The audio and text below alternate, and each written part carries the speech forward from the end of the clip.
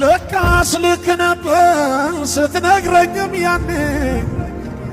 ዛሬ ደርሼበት አይቻለሁ ባይኔ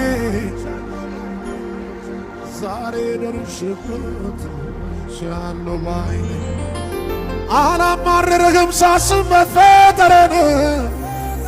ለእኔ ተስማምቶኛል ካንተ ጋር መኖሬ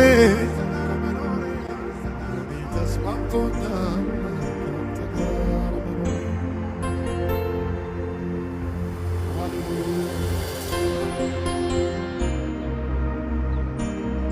አላውቅም ክፉ መሆንህን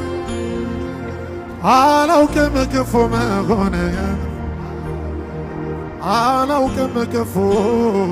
መሆንህን